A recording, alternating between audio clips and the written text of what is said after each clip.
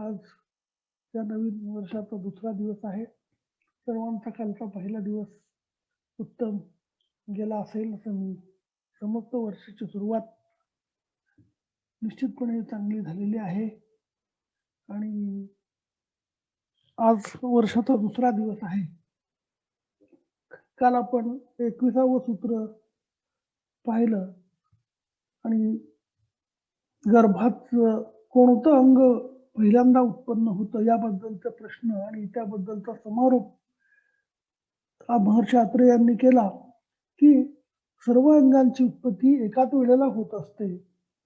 जसं बीजामध्ये सगळ्या गोष्टी असतात, बीजामधून अंकुर उत्पन्न होतो वगैरे असे उदाहरण देऊन आणि सर्व युगपत सर्वांग तरी सांगितलं की एकाच वेळेला तुल्य काल अभिनिवृत्ती असा शब्द तिथे वापरलेला आहे की सर्वांगानां तुल्य कालाभिनिवृत्ती ही सर्वे भावा ही अन्योन्य प्रतिबद्धाः तस्माद यथाभूत दर्शनम.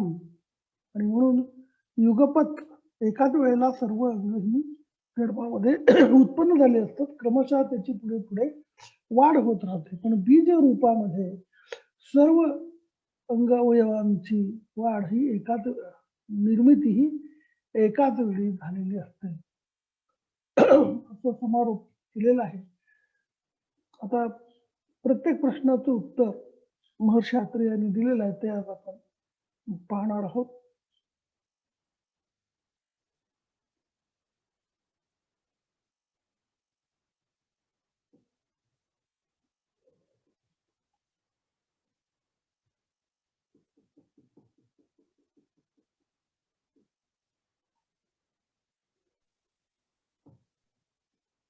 दुसरा प्रश्न आहे, त्याचं उत्तर आहे या ठिकाणी. गर्भ हा तू खलु मातुः पृष्ठाभिमुखः ऊर्ध्वशिरा संकुच्च अंगानि आस्ते अंतःकुक्षौ. गर्भातु इत्यादी द्वितीय प्रश्नस्य उत्तरम. संकुच्च अंगानि आस्ते जरायुतः कुक्षौ. तर जरायू मध्ये म्हणजे प्लासेंटा मध्ये तो असतो आणि आईच्या पाठीकडे त्याचं तोंड असतं आणि सगळे अंग संकुचित करून तो गर्भाशयामध्ये असतो. तर गर्भस्थ शिशु मातेच्या पाठीकडे तोंड करून आणि डोकं वरच्या बाजूला अशा स्थितीत अंगांना संकुचित करून गर्भाशयात राहतो. गर्भाचे मुख कोठे असते व गर्भाशयात गर्भ कसा राहतो या प्रश्नाचं उत्तर या ठिकाणी दिलेलं आहे. सामान्यतः ही स्थिती बरोबर आहे, पण याला अपवाद सुद्धा मिळतात. मात्र बालक जन्माच्या वेळेला गर्भशिर खाली योनीकडे आलेलं असतं आणि ही गोष्ट सुश्रुतांनी स्पष्ट केलेली आहे. ते म्हणतात आभुग्नो अभिमुखः शेते गर्भो गर्भाशये स्त्रिया सयोनिम शिरसा याती सुभावात प्रथम. तर प्रसवाच्या वेळेला मात्र त्याचं मुख हे सामान्यतः खालच्या बाजूला येतं.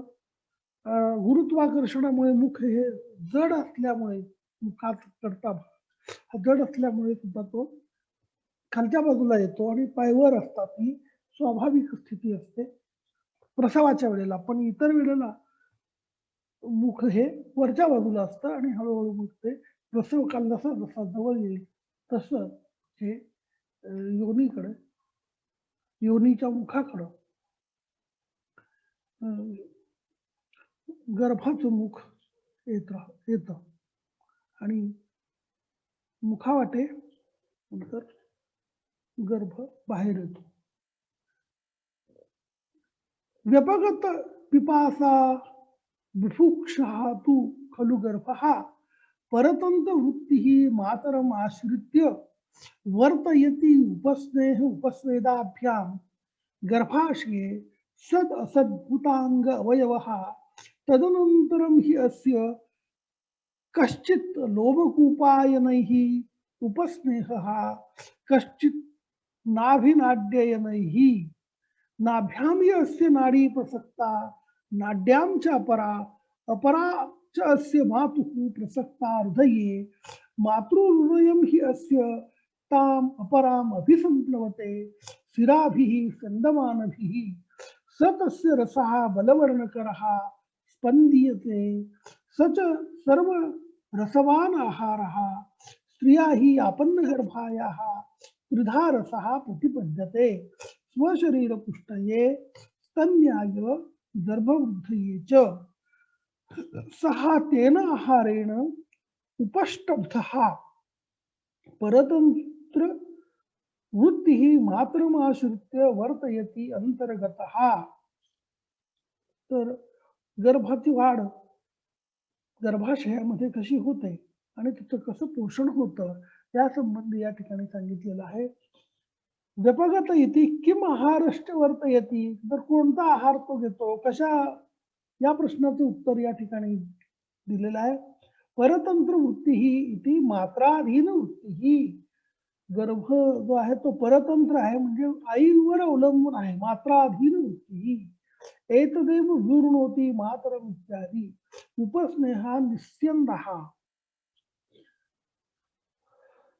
सत्सद्भूतांग अवयवः इति छेदः तदनंतरम इति अंगप्रत्यंग व्यक्तौ सत्यां नाभिसंसक्ता नाडी अभिनाडी अयनैः इति मार्गैः, अयन म्हणजे अपरा गर्भस्य नाभिनाडी प्रतिबद्धा अमरा इति लोके ख्याता. तर अपरा जी आहे ती गर्भाच्या नाभी नाडीला जोडलेली असते आणि ह्या अपरेतून गर्भाचं पोषण होत असतं. अभिसंप्लवते इति व्याप्नोति एतच्च अपराधी जन्म गर्भ अदृष्टवशात भवति. अर्थ आपण बघूया. तर व्यपगत पिपासा बुभुक्षः तु खलु गर्भः परतंत्र वृत्तिं मातरमाश्रित्य वर्तयति उपस्नेह उपस्वेदाभ्यां गर्भाशये सत्सद्भूतांगावयवः. तर भूक तहान रहित पराधीन वृत्ती असणारा गर्भस्थ शिशु हा मातेचा सहारा घेत असतो.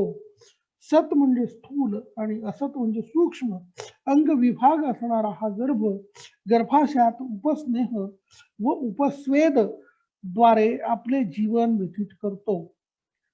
त्यानंतर पुढे तदनंतरम हि अस्य कश्चित लोभकूपायनैः उपस्नेहः कश्चित नाभिनाड्यनैः नाभ्यां हि अस्य नाडी प्रसक्ता नाड्यां च अपरा अपरा च अस्य मातुः प्रसक्ता हृदये मातृहृदयं हि अस्य ताम अपराम अभिसंप्लवते शिराभिः संदमानभिः. उपस्नेह आणि उपस्वेदाद्वारे आपले जीवन व्यतीत करतो. त्यानंतर म्हणजे सर्व अवयव व्यक्त झाल्यास गर्भस्थ शिशूच्या लोमकूपाद्वारे तसेच नाभी नाडीद्वारे त्यास उपस्नेहन मिळते. गर्भाची नाभी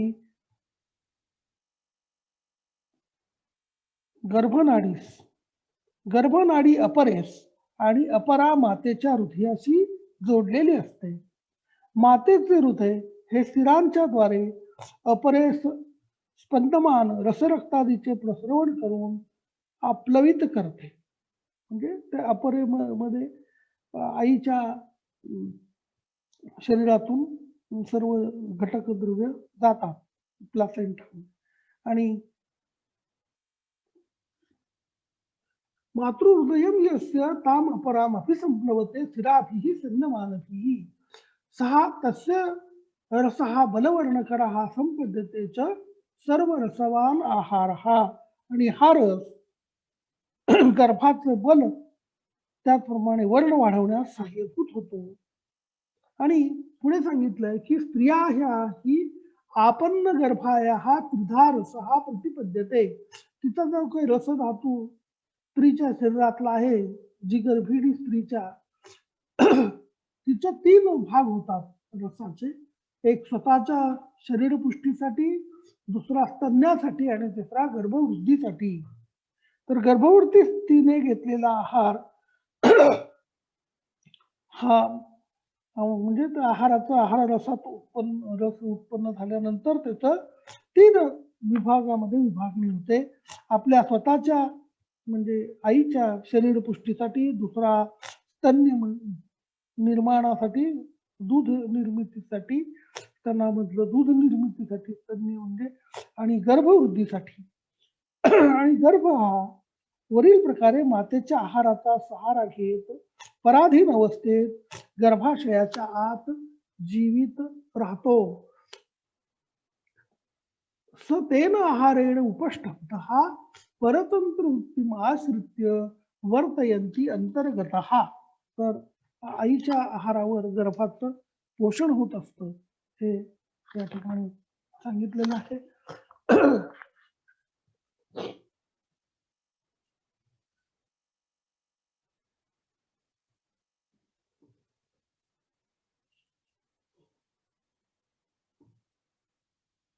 आणि पूर्णपणे गर्भ हा आईवर अवलंबून असतो.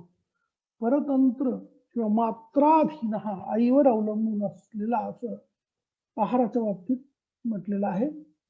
सहाच्या उपस्थित काले जन्मनी प्रसूती मारुत योगात परिवृत्य आवाक्षिरा निष्क्रामती अपत्यफतेन एषा प्रकृती विकृती पुनः अतो अन्यथा परम त्वतः स्वतंत्र वृत्तिर्भवति. कथम भूतः स निष्क्रामती इत्यस्य उत्तरम. तो कसा बाहेर येतो त्याचं उत्तर या ठिकाणी दिलेलं आहे. सहाचे उपस्थित काले इत्यादी. उपस्थित काळ, योग्य काळ आल्यानंतर उपस्थित काल येती प्रत्यासन्न काले विकृती पुनः अतः अन्यथा इत्यत्वेन विकृत्या चरणेन अपि निर्गमो भवति इति दर्शयति. स्वतंत्र वृत्तिः भवति इति स्वयंकृतेन स्तन्यपानादिना वर्तते, न गर्भस्य इव मातुः एव आहारेण परम वर्तते इत्यर्थः. तर हा गर्भाची वाढ असे आईच्या आहार रसावर होते आणि योग्य काळ आल्यानंतर हा गर्भ बाहेर येतो.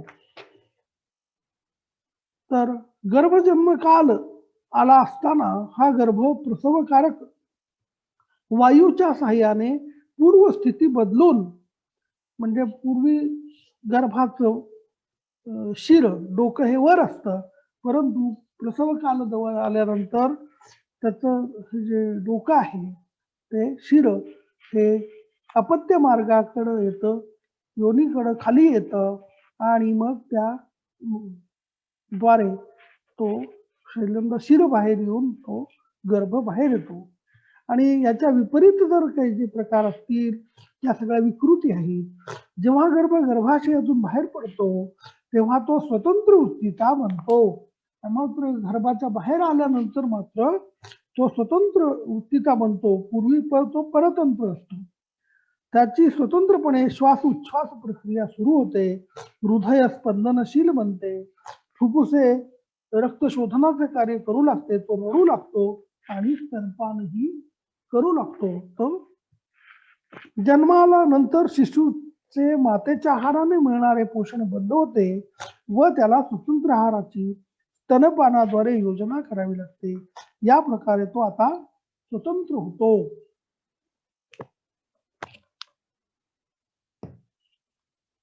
स्वतंत्र वृत्तिर्भवती.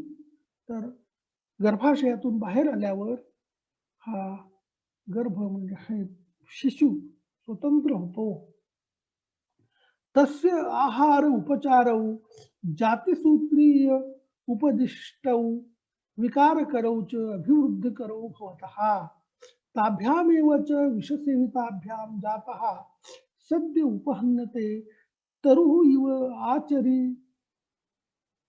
इव आचरी व्यपरोपितो वातातपाभ्याम अप्रतिष्ठित मूलः. कैः च अयम इत्यादि प्रश्नस्य उत्तरम. जातिसूत्रीय उपदिष्टौ इति अनागत अवेक्षणेन आगतो भूतवत प्रयोगात बोधव्यम अचिर व्यपरोपितः अदीर्घकाल आरोपितः।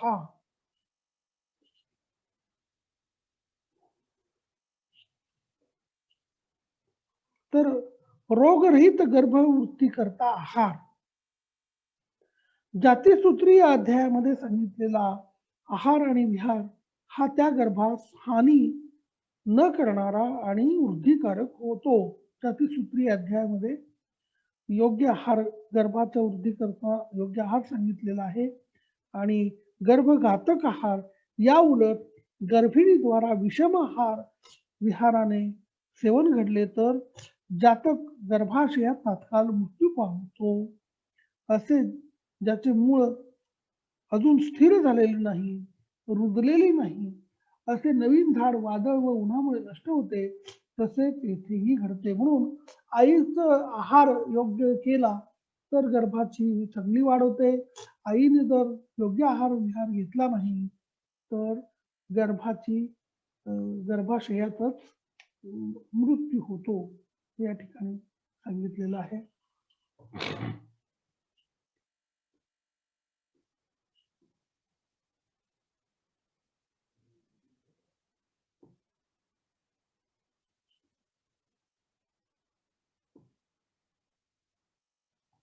आप्तोपदेशात तद्भूत रूप दर्शनात समुत्थान लिंग चिकित्सित विशेषाच दोष प्रकोपानुरूपा देवादी प्रकोप निमित्ता विकाराः समुलभ्यन्ते. तर विकार कशामुळे होतात त्या प्रश्नाचं उत्तर दिलेलं आहे. किंच अस्य इत्यादी प्रश्नस्य उत्तरम आप्तोपदेशात इत्यादी. आप्तोपदेशः अत्र कुमारतंत्रोपदेशो ब्रह्मादि प्रणीतः तत्र हि कुमाराणां देवादि निमित्त विकाराः प्रतिपाद्यन्ते देवादिग्रहणेन च तद अनुचरा अपि गृह्यन्ते स्कंदग्रहादयः सुश्रुतोक्ता देवादयश्च अष्टौ यदुक्तं देवाः तथा शत्रुघ्नाश्च तेषां गंधर्व यक्षा पितरो भुजंगा तथैव रक्षांसि पिशाच जातिः एषो अष्टकः देवगणो ग्रहाख्यः. सुश्रुत उत्तर तंत्र 60 मध्ये हा संदर्भ आलेला आहे. अनुमानम अपि अत्र अद्भुत इत्यादी न यद्भवति तद अद्भुतम आश्चर्यमिति यावत् तच्च मानुष बल ज्ञान यशो ज्ञान शोभादि ज्ञेयम् एतद्धि दोषाजन्यत्वात् देवादि कारणं गमयति समुत्थानादि विशेषेण आगन्तूनाम् आगन्तु विकारेषु स्फुटैव अदोष प्रकारो प्रकोपा अनुरूपा इति दोष प्रकोपजन्य रोग विधर्माणः.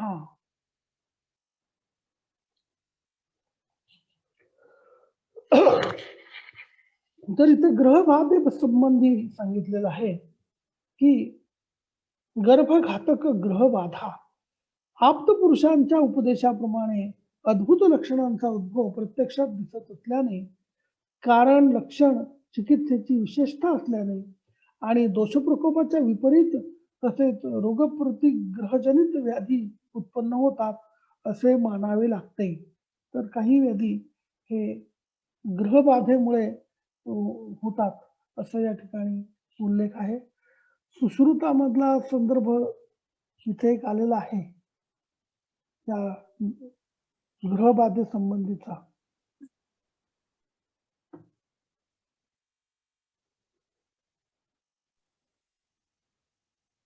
जपा मॅडम पाहिलाय का संदर्भ, सापडेल का आता का उद्या बघू.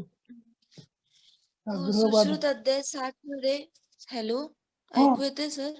हो सुश्रुत उत्तर तंत्र 60 मध्ये 7व्या क्रमांकाचा श्लोक आहे. हा पण हा श्लोक इथे दिलेला आहे सर पूर्ण. त्याच्यामध्ये 8 ग्रहांची नावं दिलेली आहेत. हा तर हा 2 ओळींचा श्लोक तिथे दिलेला आहे. म्हणजे तो श्लोकच दिलेला आहे. तो देवा हा अख्खा तथा श्लोक आहे. शत्रुघ्नाश्च तेषां. हो हो, तो 7व्या क्रमांकाचा श्लोक आहे. त्यात सांगतो की. अष्टग्रहांची नावं आहेत. हा वाचू दे का तो हा श्लोक? वाच. देवास्तथा शत्रुगणाश्च तेषां गन्धर्व यक्षा पितरो भुजङ्गः रक्षांसि या चापि पिशाच जाती एषो अष्टको देवगणो ग्रहाख्या. अष्टग्रहांची नावं इथे दिलेली आहेत. देवता, दैत्य, गंधर्व, यक्ष, पितर, भुजंग, राक्षस आणि पिशाच हे 8 देवगण ग्रह इथे सांगितलेले आहेत.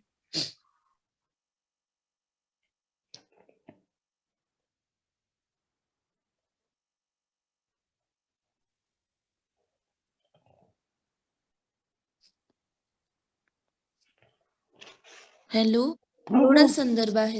हा ठीक आहे. तर यामध्ये हिंदी भाषांतरकारांनी काय म्हटले मी जरा पाहतो. तर यामध्ये हिंदी आप्तोपदेश चर्चा में सर्वप्रथम आप्त का परिचय प्रस्तुत है. तप एवं ज्ञान की अलौकिक रजस राग तमस द्वेष से पूर्ण रूप से मुक्त व्यवधान रहित दृष्टि वाले एवं त्रिकाल ज्ञान संपन्न व्यक्ति को भगवान पुनर्वसू ने आप्त की संज्ञा दी है.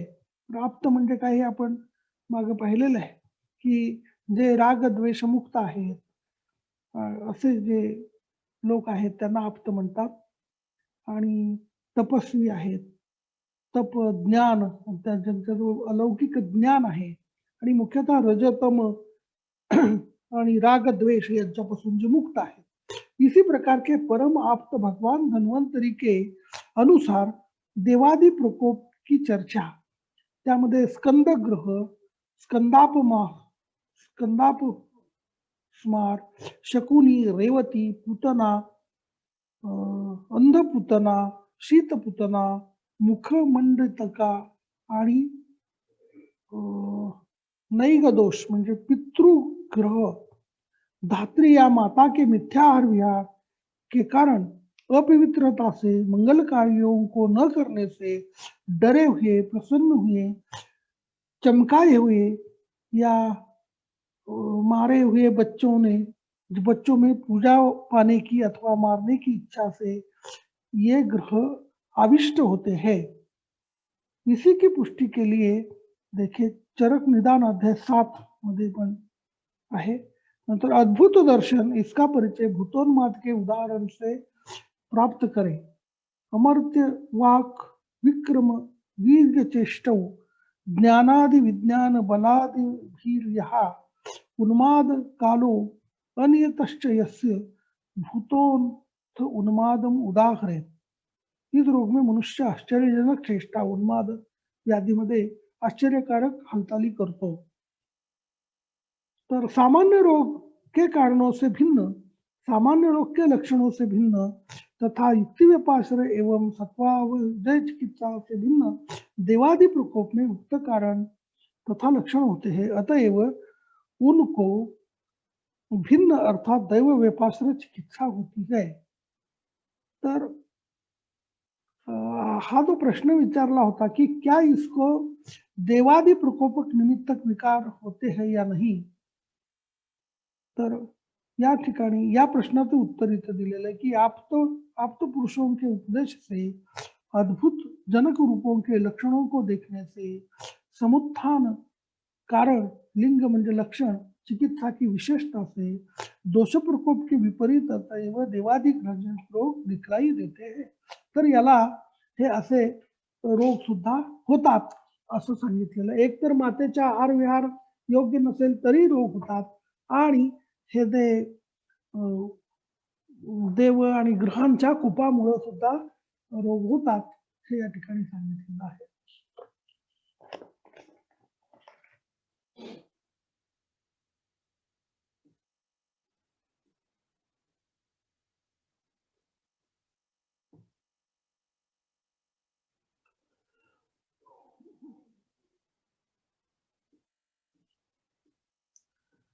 कालाकाल मृत्यो होतु खलु भावाभावयोः मध्यवसितं नः यः कश्चिन् म्रियते स काल एव म्रियते नहि कालछिद्रमस्ति इत्येके भाषन्ते तच्च असम्यक्.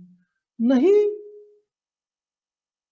अछिद्रता सछिद्रता वा कालस्य उपपद्यते काल स्वलक्षण स्वभावात तत् न आहुः अपरे यः यदा म्रियते सत्य सः तस्य नियतो मृत्युकालः स सर्वभूतानां सत्यः समक्रियत्वादिति एतदपि च अन्यथा अर्थग्रहणं नहि कश्चित् न म्रियते इति समक्रियः कालः हि आयुषः प्रमाणम् अधिकृत्य उच्यते यस्य चेष्टं यो यदा म्रियते स तस्य मृत्युकाल इति तस्य सर्वे भावाः यथा स्वं नियतकालाः भविष्यन्ति तच्च न उपपद्यते प्रत्यक्षं हि काल आहार वचन कर्मणां फलम् अनिष्टं विपर्यये च इष्टं प्रत्यक्षतः च उपलभ्यते खलु कालाकाल व्यक्ति ही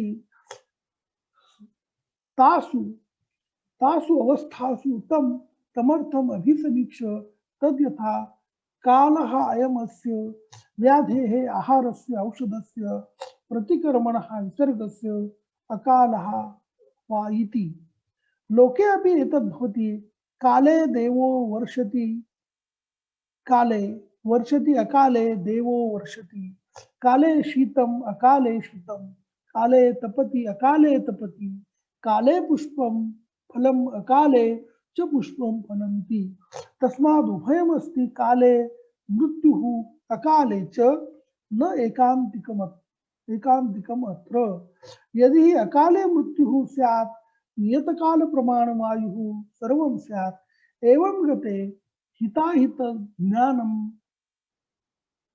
अकारणं स्यात् प्रत्यक्ष अनुमान उपदेशः च प्रमाणानि स्युः प्रमाणभूताः तंत्रेषु यैहि आयुष्याणि अनायुष्याणि च उपलभ्यन्ते वाग्वस्तु मात्रम् एतत्वाद् अमृषयः मन्यन्ते न अकाले मृत्युः अस्ति इति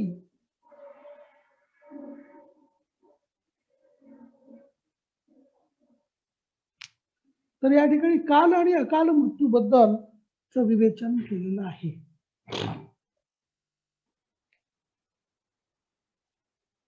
भगवान पुनरोसु अत्रेय गर्भाच्या काल मृत्यू आणि अकाल मृत्यू विषयी म्हणतात जो कोणी मरतो तो समयानुसारच मरतो कारण काल म्हणजे काही छिद्र नव्हे असे काही कालज्ञ म्हणतात पण ते योग्य नव्हे कारण कालाची छिद्रता व किंवा अछिद्रता या दोन्ही गोष्टी तर्कसंग्रह नाहीत काल हा आपल्याच लक्षणांनी युक्त असतो दुसरे काही आचार्यांचे मते जो जेव्हा मरतो तो त्याच्या मरणाची निश्चित वेळ असते सर्व प्राण्यांचा तो काल सत्य म्हणजे निश्चित आहे कारण कालाद्वारा होणारी मरणरूप क्रिया ही सर्वांमध्ये समान आहे काल कोणावरही प्रेम करीत नाही आणि कोणाचाही द्वेष करत नाही व या प्रकारे तो समक्रिय आहे सांगितलं की समक्रियत्वादिति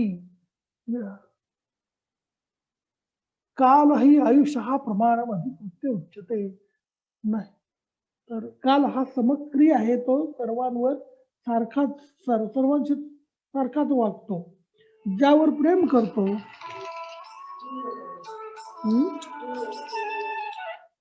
हॅलो हॅलो हॅलो बोल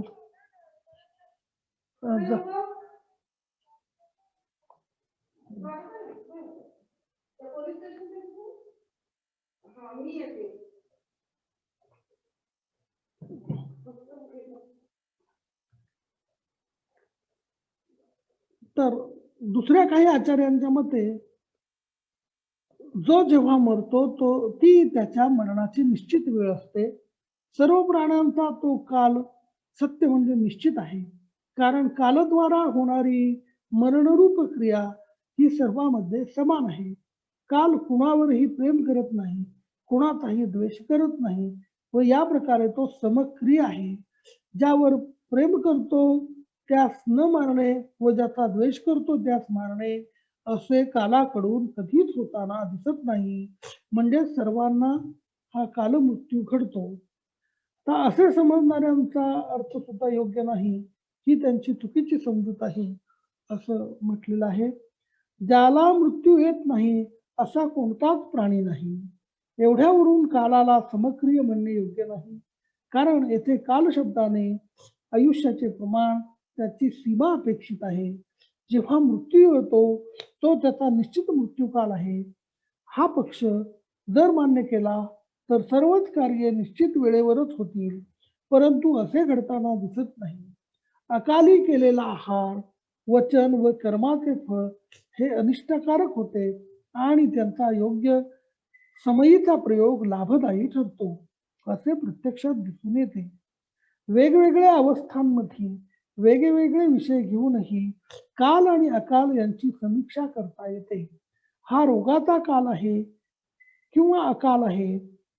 प्रतिकार्यासाठी चिकित्सेसाठी हा काल योग्य आहे का अकाल आहे. आहाराचा हा काल आहे का अकाल आहे. विसर्ग व्याधी मोक्षाचा याचा काल आहे का अकाल आहे, अशी अनेक उदाहरणे यासाठी घेता येतील. लोकव्यवहारात सुद्धा या काल व अकाल शब्दांचा उपयोग केला जातो. जसे योग्य समयी पाऊस पडला किंवा अकाली पडला, आधीचा योग्य काल आहे वा अवेळी थंडी पडली. उन्हाळ्याचा हा काल आहे का अवेळ आहे. आता या फुलांचा काळ नाही, आता अवेळीच फुले आली आहेत. ही याची उदाहरण रूप काही वर्णन आहेत. लोकव्यवहारात कालमृत्यू आणि अकाल मृत्यू हे दोन शब्दही रूढ आहेत. या सर्वांचा विचार करता मृत्यू हा कालमृत्यू किंवा अकाल मृत्यू असा दोन प्रकारचा असतो. केवळ कालमृत्यू असतो असं मानणं योग्य नाही. जर अकाल मृत्यू नसेल तर प्रत्येक प्राणीमात्राची आयु मर्यादा नियतकालप्रमाण होईल. आणि जर असे सर्वांचे आयुष्य नियतकालप्रमाण असेल तर हितकर अहितकार आदींचे ज्ञान करून घेणे हे सर्वच व्यर्थ होईल. सर्व शास्त्रात वर्णित प्रत्यक्ष अनुमान अप्तोपदेश यांच्याद्वारे ज्यामुळे आयुष्य व अनायुष्याचे ज्ञान प्राप्त होते ते सर्व व्यर्थच ठरेल. त्यामुळे जे लोक अकाल मृत्यू असत नाही असे म्हणतात तो त्यांचा केवळ वाघविलासच समजला पाहिजे. तर आयुष्य हे एकदा मिळालं की ते पूर्ण वेळ राहतं. अकाल मृत्यू नाहीच असं नाही, तर अकाल मृत्यू पण असू शकतो. हे या सगळ्या विवेचनावरून आणि म्हणून हा अकाल मृत्यू टाळण्यासाठी हे सगळं आहार विहार या सगळ्या गोष्टी जर पाळल्या तर आपण अकाल मृत्यू टाळू शकतो. परंतु ह्या कालमृत्यू आणि अकाल मृत्यू ह्या दोन गोष्टी आहेत. जर योग्य आपण राहिलो तर आपण अकाल मृत्यू टाळू शकतो. हा सगळा याचा सारांश आहे. टीकेमध्ये बऱ्याच गोष्टी असतील त्या आपण थोडक्यात बघू.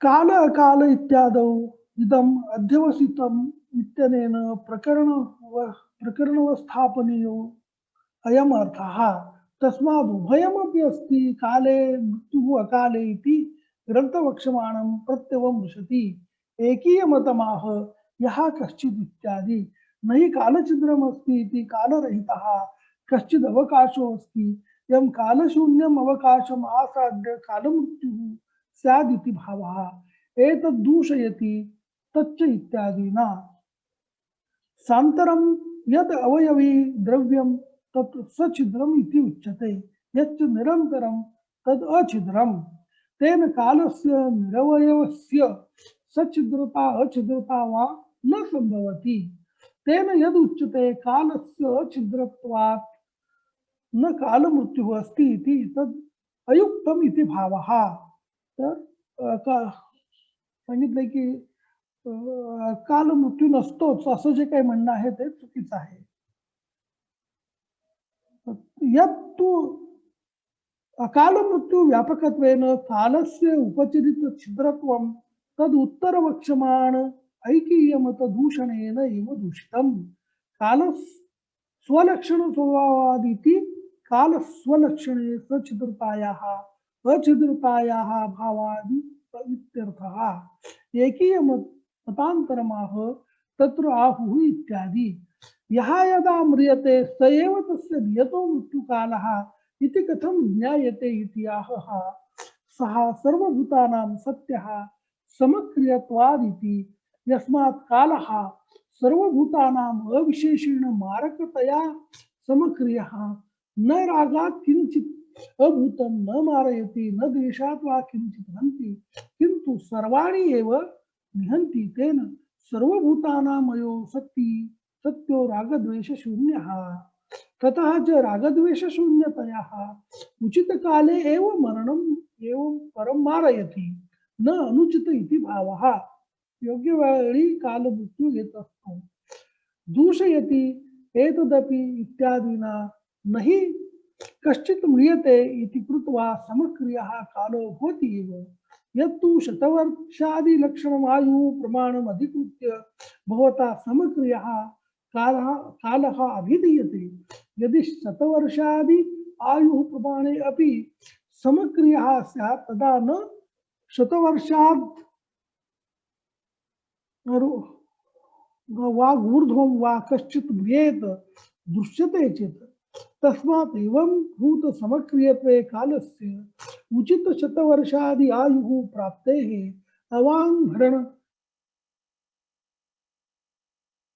अवाङ्भरणम् अकाल मृत्यु शब्दाभिधेयं कि इह आयुर्वेदे तन्निरस्तं भवति इति भावः. अकाल मृत्यु प्रतिषेधे दूषणान्तरम् आह यस्य इत्यादि. सर्वभावा इति मृत्यु व्यतिरिक्ता अपि आहारवचनादयः प्रत्यक्षमिति सुव्यक्त प्रमाणे न इत्यर्थः. कालाकाल व्यक्तिः तासु अवस्थासु इति ताः अवस्थाः शरीरादेः तं व्याधि आहारादिकम् अर्थं बुद्धिस्थीकृतं काल अकाल शब्देन उच्यन्ते इति अर्थः. तत्र तृतीय दिन ज्वरयुक्तायां तृतीय ज्वरिणः अवस्थायां तृतीय ज्वरं प्रति कालः अयम् अस्ति इति व्यपदिश्यते. विपर्यये च अकाल इति उपदेशः. तथा ग्लान्यादियुक्तायां शरीर अवस्थायाम् आहार रूपम् अर्थम् उद्दिश्य कालः अयम् आहारस्य इति ज्ञानं भवति. विपर्यये च अकालोऽयम् इति उदाहरणम् उन्नीयम्. विसर्गस्य इति व्याधिमोक्षस्य. इह प्रकरणे कालशब्देन उचितः कालः अभिधीयते. अकाल शब्देन अनुचितः कालः न तु कालविरहः. सिद्धान्तम् उपसंहरति तस्मात् इत्यादि. न एकान्तिकमिति कालमृत्युः एव परं भवति किंवा अकालमृत्युः एव परं भवति इति ऐकान्तिक पक्षो नास्ति. म्हणून कालमृत्यूच होतो हा एक पक्ष आणि अकाल मृत्यू होतो हा एक पक्ष. तर असं एकांतिक मत धरू नये. कधी काल मृत्यू होतो कधी अकाल मृत्यू होतो असं दोन्ही प्रकारचे मृत्यू संभवतात असं या ठिकाणी सांगितलेलं आहे. एकच मत ग्राह्य नाही असं या ठिकाणी सांगितलेलं आहे की अकाल मृत्यु अभाव पक्षे दूषणांतरम आह यदि इत्यादि हिताहित ज्ञान काल मृत्यू प्रतिषेधार्थम विधीयते. तर हितकर आहार विहार घेतला तर अकाल मृत्यू आपण टाळू शकतो. स एव च एतत् काल मृत्यु नास्ति तदा हिताहित ज्ञान निष्प्रयोजनम स्यादित्यर्थः. जर मृत्यू येतच असतील तर हे आयुर्वेदात जसं काही ज्ञान सांगितलं तर काहीच उपयोग होणार नाही. म्हणून हा अकाल मृत्यू टाळण्यासाठी आयुर्वेदाचं ज्ञान घेणं फार महत्वाचं आहे. आणि हे बाकीचे पण जे काही प्रमाण सांगितलेले आहेत प्रत्यक्ष अनुमान उपदेश प्रमाणानि स्युः इति आयुर्वेद संबंधाः प्रत्यक्षादयः आयुष्यानां आयुष्योपदर्शकाः आयुष्यानाम् अनायुष्यार्था भावात् अप्रमाणभूताः स्युः इति भावः दूषितं पक्षम निस्सारतया दर्शनाः वाघ इत्यादी. आणि म्हणून आयुर्वेदाचं जे प्रयोजन आहे की अकाल मृत्यू टाळावेत त्यासाठी हितकर आहार विहार घेणं अपेक्षित आहे. आणि त्यासाठी खरं हे सगळं शास्त्र सांगितलेलं आहे की अकाल मृत्यू कसे टाळावेत.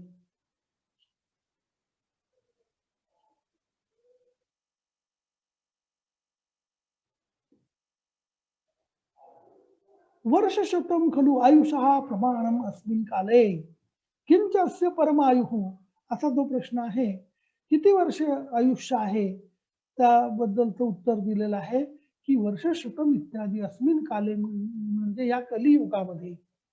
त्याचं हे उत्तर आहे. तर सांगितलं की कालमृत्यू आणि अकाल मृत्यूविषयी आपलं मत मांडताना महर्षी अत्रे यांनी असे दोन प्रकार असतात हे अनेक उदाहरणाद्वारा स्पष्ट केलं आहे. आणि विमानस्थानाच्या 3ऱ्या अध्यायात सुद्धा याचं विवेचन केलेलं आहे. 100 वर्षाचं आयुष्य जगणे हा कालमृत्यू आणि त्याआधी मृत्यू आल्यास त्याला अकाल मृत्यू समजावा. परम आयु या समयी म्हणजे या कलियुगामध्ये आयुष्याचं प्रमाण हे 100 वर्ष आहे. आणि हे 100 वर्ष आयुष्य कसं मिळतं ते पुढे सांगितलेलं आहे. या कलियुगामध्ये माणसाने 100 वर्ष जगलं पाहिजे. तस्य निमित्तम प्रकृती गुण आत्मसंपत सात्मी उपसेवनम च इति. शेषप्रश्नस्य उत्तरम तस्य इत्यादी. प्रकृती गुण आत्मसंपदिति प्रकृती संपत गुण संपत आत्मसंपत. तत्र प्रकृती संपत समवातादि प्रकृतिताः समप्रकृतिः चिरायुः भवति. गुणसंपत्तु सार संहननादि भी आयुष्मत् लक्षणैः योगः किंवा प्रकृतेः मातृपित्रा उपकरणस्य गुणसंपत् सा प्रकृति गुणसंपत् आत्मनः तु चिरायुः अष्टकारक धर्मयुक्ततया संपत्. मातृपित्रादि मेलक कारणस्य गुणसंपत्ती मात्रा पित्रादि मेलक कारण प्रकृती गुणसंपत. तर 100 वर्ष आयुष्य कसं माणसाला प्राप्त होतं ते यामध्ये सांगितलेलं आहे की त्यासाठी प्रकृती नंतर गुणसंपत आणि आत्मसंपत त्याचप्रमाणे सातमे सेवन ही परम आयुची म्हणजे 100 वर्ष आयुष्य मिळण्याची कारण आहेत. म्हणजे ह्या गोष्टी असतील तर 100 वर्ष आयुष्य मिळतं. तर त्यासाठी ह्या सगळ्या गोष्टी सार संवहन उत्तम पाहिजे, प्रकृती चांगली पाहिजे, समप्रकृती ज्याची आहे तो चिरायू होतो. सगळे जे शरीर गुण सगळे धातू चांगले पाहिजेत, सार सहन उत्तम पाहिजे. त्याचप्रमाणे आई वडिलांचं सुद्धा आरोग्य उत्तम ज्यांचं आहे असं. तर ह्या सगळ्या जे बलवृद्धीकर भाव शरीर वृद्धीकर भाव हे योग्य असतील तर 100 वर्ष मनुष्य जगतो या ठिकाणी सांगितलेलं आहे. आता थोडक्यात श्लोक आहेत. तत्र श्लोकाः शरीरं यद्यथा तच्च वर्तते क्लिष्टमामयैः यथा क्लेशं विनाशं च याति ये चास्य धातवः वृद्धिरासौ यथा तेषां क्षीणानाम् औषधं च यत् देहवृद्धिकरा भावा बलवृद्धिकराश्च ये परिणामकरा भावा या च तेषां पृथक् क्रिया मलाख्या संप्रसादाख्या धातव प्रश्न एव च नवको निर्णयश्चास्य विधिवत् संप्रकाशितः. तथ्य शरीर विजये शारीरे परमर्षिणा. तर संग्रहे ये च अस्य धातवः इति यादृशः च अस्य धातवः इत्यर्थः. यच्च वैषम्यगमनं पुनर्धातूनाम् इत्यादि ग्रंथेन धातुधर्म प्रकाशकत्वेन उक्तम्. अन्ये तु ये च अस्य धातवः इति अनेन मांसं मांसेन वर्धते इत्यादि धातुरूपाणां पुनर्मांसादीनां संग्रहाय इति वदन्ति वृद्धिरासौ यथा तेषाम् इत्यनेन धातवः पुनः इत्यादि ग्रंथार्थं गृह्णाति क्षीणानाम् औषधं च यदिति मांसम् आप्यायते मांसेन इति संगृह्णाति या च तेषां पृथक् क्रियते अनेन तेषाम् आहार परिणामकराणाम् आयुष्मत् प्रभृतीनां पृथक् कर्म यदुक्तम् उष्मा पचती इत्यादीना ग्रंथेन तद्गृह्यति. तर या अध्यायामध्ये काय सांगितलेलं आहे ते या ठिकाणी सांगितलेलं आहे. तर शरीर म्हणजे काय, ते रोगाने कसे पीडित होते, रोगामुळे त्याला कशा वेदना प्राप्त होतात, त्याचा विनाश कसा होतो, शरीरस्थ धातूंची वृद्धी आणि ह्रास, क्षीण धातूंची चिकित्सा, शरीर वृद्धिकर भाव, शरीर बलवर्धक भाव, आहार परिणामकर भाव, शरीराची वेगवेगळी कर्मे, मन धातू, प्रसाद धातू यांचे तसेच जे 9 प्रश्न विचारले त्यांची विधीपूर्वक सत्य निर्णय परमर्षी आत्रेयांनी शरीर विषय शारीर या अध्यायात सांगितलेले आहेत.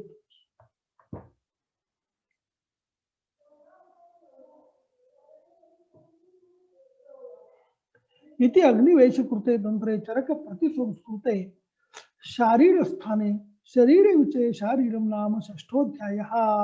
इति श्री चक्रपाणि दत्त विरचितायाम् आयुर्वेद दीपिकायां चरक तात्पर्य टीकायां शरीरविषये शारीरं नाम षष्ठोऽध्यायः. तर या ठिकाणी 6वा अध्याय संपलेला आहे. आणि आता आपण सुभाषित पाहूया. आणि 100 वर्ष आपल्याला प्राप्त होण्यासाठी आपण योग्य आहार विहार करण्याचा संकल्प करूया.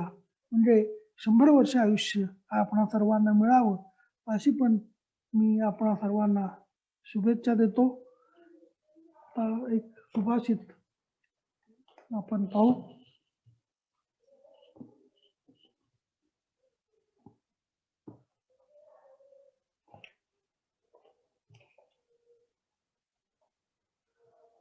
आरभतेव कर्माणि श्रांत श्रांत पुनः पुनः कर्माण्यारभमाणं हि पुरुषं श्रीनिशवते.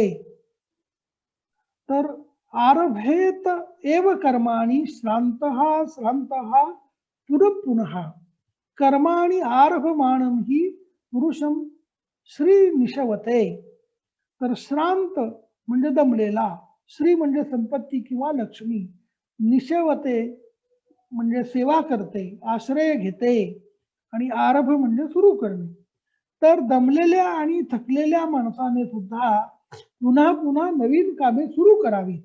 आरभेत सुरू करावीत कर्माणी. कुणी श्रांत पुन्हा पुन्हा. तर दमलेल्या आणि थकलेल्या माणसाने सुद्धा पुन्हा पुन्हा आपलं कार्य सुरू करावं. कारण लक्ष्मी कर्माणी आरभमाणं ही पुरुषम श्री ही निशेवते वा निशवते. तर कारण लक्ष्मी किंवा संपत्ती ही जो माणूस काम करतो त्या काम करणाऱ्या माणसाचाच आश्रय घेते, कामे सुरू ठेवणाऱ्या माणसाचाच आश्रय घेते. म्हणून दमला तरी सुद्धा आपलं कार्य हे चालू ठेवावं, दमलं म्हणून कार्य थांबवू नये असं या ठिकाणी सांगितलेलं आहे. जोशीबा परत सांगू का? हा प्लीज सांगा ना. आरभे तैव कर्माणि श्रान्तः श्रान्तः पुनः पुनः. आरभे तैव कर्माणि श्रान्तः श्रान्तः पुनः पुनः कर्माण्यारभमाणं हि पुरुषं श्री निशवते. कर्माण्यारभमाणं हि पुरुषं श्री निशवते असं आहे. तर म्हणून कार्य करत राहणं हे महत्वाचं आहे.